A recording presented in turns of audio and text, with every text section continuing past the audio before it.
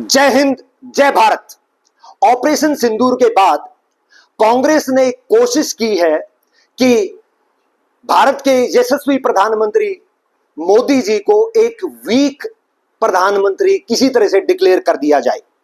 एक narrative create करने की कोशिश की और पैरेलली उन्होंने कोशिश की कि इंदिरा गांधी को कंपेयर करके इंदिरा गांधी को एक आयरन लेडी के रूप में प्रस्तुत किया गया है और मोदी को बहुत ही एक वीक प्रधानमंत्री दिखाने की कोशिश की गई है। तो इसके लिए हम अभी कंपेयर करेंगे कि ऑपरेशन सिंदूर में मोदी जी के नेतृत्व में देश को क्या मिला और इंदिरा गांधी जी के नेतृत्व में हिंदुस्तान को क्या मिला था। भारत ने क्या खोया, क्या पाया, उसके लिए मैंने एक वीडियो कुछ दिन पहले रिलीज की थी, वो नीचे लिंक में डाल दी जाएगी। उसके लिए हम रिपीट नहीं करेंगे।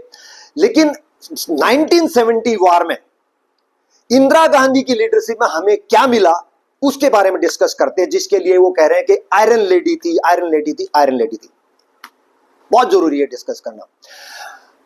हमारी सेना ने, I salute to my armed forces, 71 war में हमने दुश्मन के दो टुकड़े कर दिए।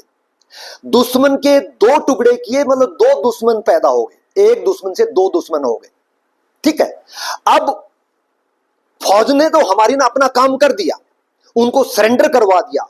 93,000 उनके मिलिट्री पर्सनल हमारे कब्जे में as a prisoner of war उन्होंने सरेंडर किया और हमारे कब्जे में आ गए।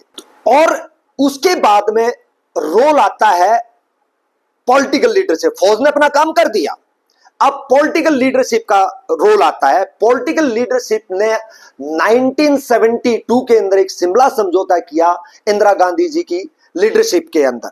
उसमें अभी हम एनालाइज करते हैं कि हमने क्या मिला जिसके लिए हम कह सके कि इंदिरा गांधी एक आयरन लेडी थी और उसने इतना महान काम देश के लिए किया। हमारे पास में 95,000 प्रिजनर ऑफ वॉर थे, ये एडमिटेड फैक्ट है। हमारे भी सैनिक थे, योद्धा थे जो पाकिस्तान प्रिजनर ऑफ वॉर थे। हमने 95,000 पाकिस्तान को वापस कर दिए गए जिनेवा कन्वेंशन के तहत।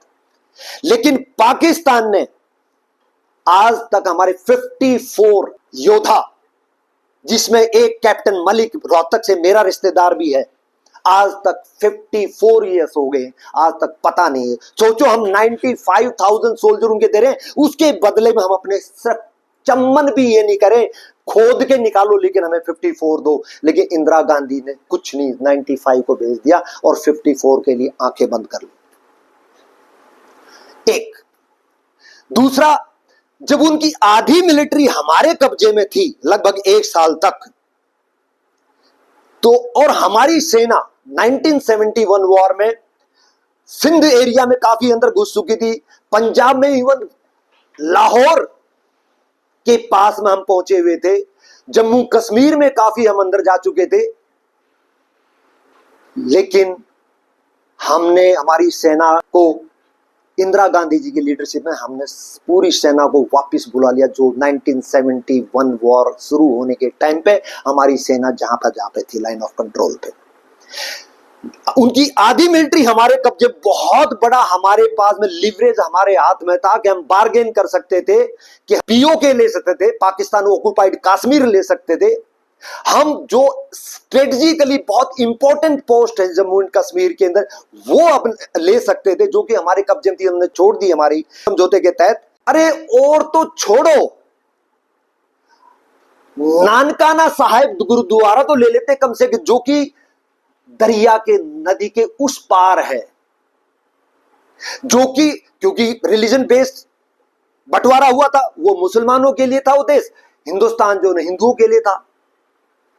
तो जो हमारा हिंदुओं का, जिसमें सिख, बौद्ध, सब, नानक देव हमारे सब के लिए पूजनीय है और वो गुरुद्वारा हमारे लिए उससे बड़ी श्रद्धा का स्थल हो नहीं सकता।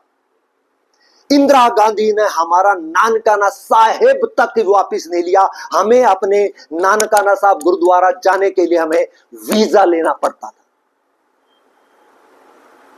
और आप कहते हैं ये आयरन लेडी। तो 71 वॉर मिलिटरीली हम बहुत जबरदस्त तरीके से जीते थे जहां तक हमारा फौज का कंसर्न है।